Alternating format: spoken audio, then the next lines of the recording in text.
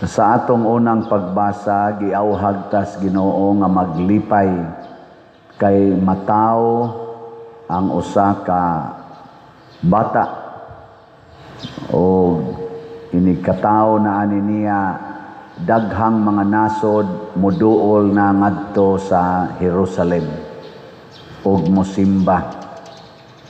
Nahitabo gid ni karon kay pagkatao gyud ni Hesus dinhis kalibutan, ang mga simbahan labi na gyud diin nagpakita ang mahal nga birhen sama sa Lourdes, Fatima, Guadalupe, sa Mexico. Perting daghanang mga tao mangadto bisan ang mga way pagtuo, bisan mga irihes mangadto na. Sakto gyud kaayo ang panagna. Unya kining pagkatao sa Mesiyas, pagkatao sa bag-ong hari ng ginganlan og Hesus, dili ni mahitabo kun wapa si Maria.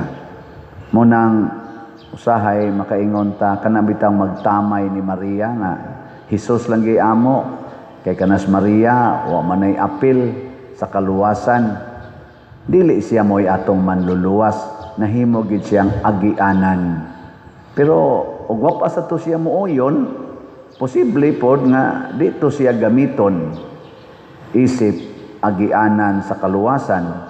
So ang atong pag-honor, paghatag og dakong dungog ni Maria nga gitawag nato siya bulahan sa tanang mga babae, gasugod na sa bakba ni Isabel. Matod pa diri sa atong ebanghelyo, napuno sa Espiritu Santo si Isabel ug siya gining sulti aning ningon siya diri nga bulahan ka sa tanang mga babae, bulahan ang bata nga imong ianak. Og si Isabel sad pinaagi gihapon sa Espiritu Santo, miproklamar sad nga si Maria inahan sa Ginoo, nahimong inahan sa Ginoo. I-honor man gayud nato sa una si Aling Dionisia nga inahan ni Manny Pacquiao. Katubang na champion na Pacquiao, pertinig yung sikata tibok kalibutan. Pagkasikata sa dato ni yang mama si Dionisia, oh, sikat kayo kay nga naman mama man ka sa gitawag og idolo sa tanang mga Pilipinos og tanang mga boxers sa tibuok kalibutan. Samot na gyud nga ang inahan sa manunubos sa kalibutan, sa magbubuhat sa kalibutan, inahan sa Ginoo. Munang niingon diri si kanini ang Isabel, ngano kaha nga miduaw man kanako ang inahan sa akong Ginoo. Munang kanang mga tao sad nga mosupak nga moingon nga si Maria dili inahan sa Ginoo, nasayop na pud na sila kay niya maginis Bible. Labi na gina mga igsuon nato nga Bible base ang ilang pagtuo. Ni Bible base man gid siya. Giproklamar man nya dili man ibaba ni Isabel nga siya ra. Wa man niya gi-analyze isip theologian, napuno siya sa Espiritu Santo. Muna ang mahal nga birhen mga igsuon mao gyud ang hinungdan nganong matigom ang mga tao. Kami bitang mga pari, dili gyud mahitabo nga epektibo mi sa among pagkapari basta dili mi suod sa mahal nga Birhen Maria. Ang mga Santo Papa sa atong naabutan, ako sa naabutan ako si kuan man Pope John Paul II, suod kay siya sa Birhen Maria. Mother Teresa of Calcutta, suod kayo sa mahal nga Birhen Maria. Sila si Pope Francis, Pope Benedict, kana mga suod kayo hasta kani atong Santo Papa karon, mga suod kayo ug unsa may ilang nabilin sa kalibutan, dagko kayong mga kaayuhan. Nagpromote gid sila kalinaw, kahiusa og kauswagan sa tao ug sa kalibutan.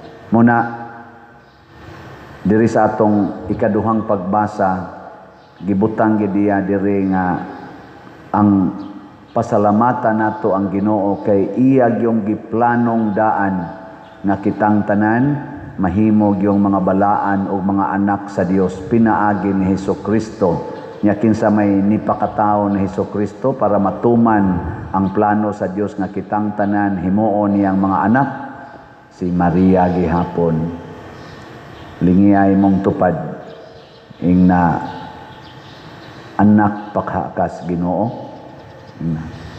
Anak kas Ginoo. Og suod ka ni Maria, anak kas Ginoo. Pero di gani ka makigsuod ni Maria, questionable ang imong pagkaanak. Labi na gyud maglagot ka ni Maria. Ako layo kay ko sa Simbahas Guadalupe, murag naanis mga abot siguro mig mga 6 kilometers gikan sa Simbahas Guadalupe niya. Ang katunga ra na maoy masakay lisod sa kingdan unya ang katunga maglakaw na hangtod karon motor ay makaabot dito sa kahugan sa Pangdako Guadalupe. Panagsa ra gyud kay may makaanhag simbahan. Mao nang musuroy na gay ng birhen ang iyang imahen, isuroy na gay na kanang pag-angat ng pista. Adto gina manghigda sa among lugar ang muadto kay di man sila kapauli kay layo-layo magyog lakaw. So mo overnight gyud nya makakita din ko anang image sa birhen gamay pa kay ko adto mamis kapilya. Nga nindot man kay nagnaong ang Birhes Guadalupe, nindot ang iyang naong diri poston og kanang iyang sinina. Nya malingaw kay magtan-aw kuguson kay adto maglakaw ng bungtod magkayab-kayab ang sinina kay kusog ang hangin. Igabot na sa kapilya, magbidjil na mi didto. Amot manganong bation to nako nga gamay pagyud ko atong bata. Nya kandila ra bay na mga suga nana. Inig panguli na mukanta na ng Adios Reynas Langit. Mura kog mo aksyog hilak kay maghunahon na man ko nga siya na lang usa dito sa kapilya, muli na mi. Unya moingon din ko, hala, anhion ni siya abat din hi. Siya na lang usa. Nya wa ko kahibaw di ay nga nahimo kong Legion of Mary hangtod nag-serve na jud ko sa Guadalupe nga simbahan og gikan 1988 dito sa Langob sa Guadalupe ako'y tiglid sa nobina hangtod 1995 nga nisod ko sa seminaryo. Sige jud ko lead sa nobina dito sa Langob sa Guadalupe nya magwaliwali sa ko sa ebanghelyo mo paambit sad ko within the nobina mga 5 minutes lang.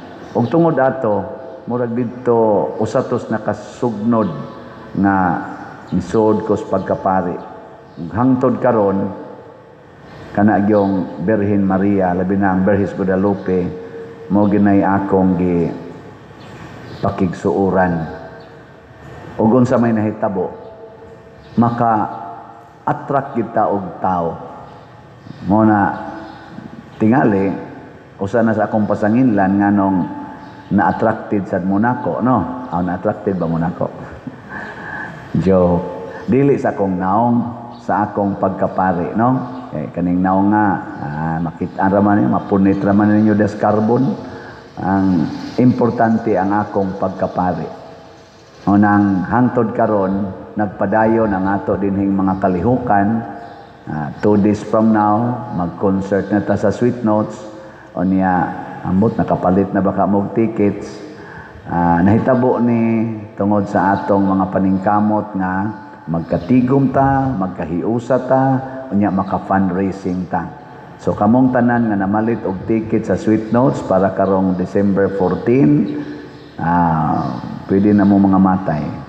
Bitay, magampo ta nga unta maayo ang panahon karong Domingo pohon, duha na lang kaadlaw nya maghikugmaay ta nya magsuportahay.